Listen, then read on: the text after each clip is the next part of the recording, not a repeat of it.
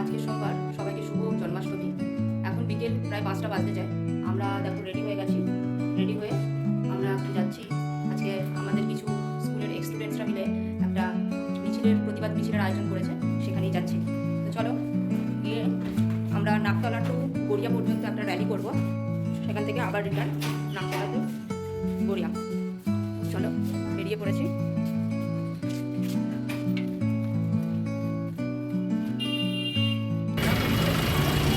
তো এখন আমরা উষায় চলে এসেছি। আমরা চলে এসেছি মিটিং পয়েন্টে। শেষ প্রস্তুতি চলছে, সবাই ব্যানার নিয়ে, সবার স্লোগান নিয়ে একটা প্রস্তুতি চলছে।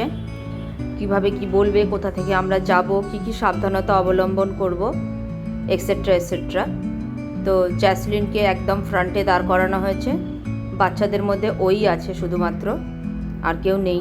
আমার সাথে আমি কোথায় রাখবো তাই ওকে নিয়ে এসেছি। আর আমি চাই ও ছোট থেকেই সমাজের সব দিকটাই জানুক, শুধু ভালো দিকটাই কেন, খারাপ দিকটাও জেনে রাখুক। তাতে সমাজে চলার পথে হয়তো ওর সুবিধাই হবে। কোনো কিছু আড়াল আমি রাখতে চাই না ওর থেকে। তো তাই জন্যই এখানে নিয়ে আসা। প্রতিবাদের যে ভাষা সেটাও শিখুক, সমাজে প্রতিবাদ করাটাও যে আর একটা দিক সেটাও শিখুক ছোট থেকেই। তাই ওকেও নিয়ে এসেছি। আমাদের প্রতিবাদ মিছিল স্টার্ট হয়ে গেছে।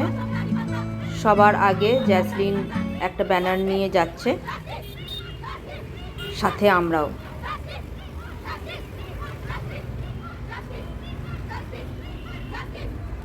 পুলিশের লোকাল থানা এবং লালবাজারকে থ্রু মেল আমরা ইনফর্ম করে দিয়েছিলাম। যারাই এই প্রতিবাদ মিছিলে বেরোচ্ছে তাদের কিন্তু এটা মাস্ট। যারা বেরোবে ভাবছে এমনি বেরিয়ে পড়া যায়, কিন্তু সেটা নয়। লোকাল থানা এবং লালবাজারকে একটা ইনফর্ম করে রাখতে হয়। পারমিশনের ব্যাপার নেই, পারমিশনের জন্য ওয়েট করতে হবে এরকম না। তোমরা তোমাদের তরফ থেকে একটা ইনফরমেশন কিন্তু দিয়ে রাখবে, তাহলেই হবে। আর মিছিল যদি শান্তিপূর্ণ হয় তাতে পুলিশ সেরকম বাধা দিচ্ছে না।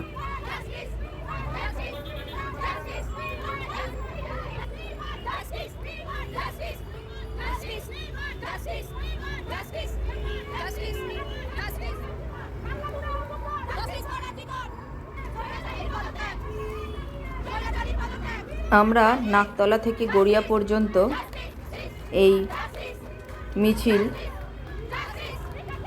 করে শান্তিপূর্ণভাবে হেঁটে গিয়েছিলাম।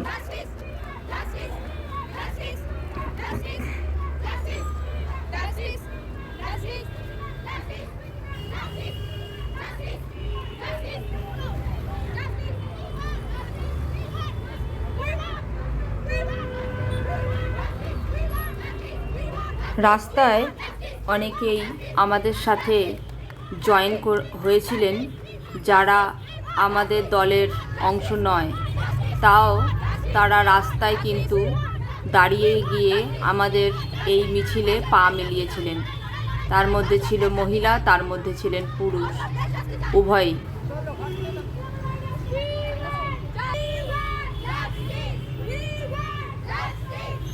আমাদের এই মিছিলের এই ম্যাডাম সবচেয়ে সিনিয়র ছিলেন, 78 ইয়ার্স ওল্ড। আর সবচেয়ে ছোট ছিল আমার মেয়ে, only 8 years old।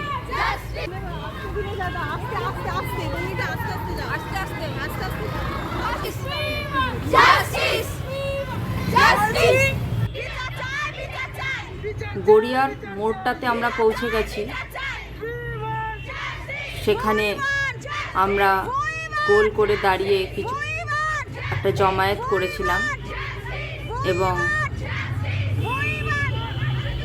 তিলোত্তমার উদ্দেশ্যে মোমবাতি জ্বালিয়ে আমরা জমায়েত শেষ করেছিলাম। এরই মধ্যে চোখে পড়ল একটি মানবিকতার চিত্র। এই হাজব্যান্ড ওয়াইফ রাস্তা দিয়েই হয়তো যাচ্ছিলেন, আমাদের দেখে হঠাৎ করেই তারা এগিয়ে আসেন। জলের বোতল কিনে আমাদের সবার হাতে একটা করে জলের বোতল তুলে দেয়। এতে আমাদের বেশ স্বস্তি হয়েছিল, কারণ স্লোগান বলতে বলতে অনেকেরই গলায় জ্বালা করছিল, গলা ব্যথা করছিল। জলটা পেয়ে আমাদের বেশ সুবিধা হয়েছে। তো মানবিকতা এখনও শেষ হয়ে যায়, যে যেভাবে ইচ্ছা সেইভাবে প্রতিবাদ করছে, প্রতিবাদে আওয়াজ তুলছে। কেউ প্রতিবাদীদের সাহায্য করে প্রতিবাদে সামিল হচ্ছেন। তাই প্রতিবাদ আমাদের চালিয়ে যেতেই হবে, সেটা বন্ধ করলে হবে না। যতক্ষণ না তিলোত্তমা ঠিক বিচার পায় ততদিন আমাদের এই প্রতিবাদ আরও জোরালো করতে হবে। তো বন্ধুরা, যারা মিছিলে অংশগ্রহণ করতে পারছো না, যারা সোশ্যাল মিডিয়ায় প্রতিবাদ জানাচ্ছ, যারা কোনোভাবে প্রতিবাদ করতে পারছো না, প্রতিবাদীদের সাহায্য করছো, এইভাবেই আমরা সবাই মিলে এই প্রতিবাদে সামিল হয়েছি।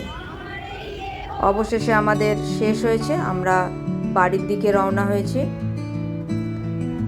সবাই সুস্থ থেকো, ভালো থেকো, পাশে থেকো, টাটা।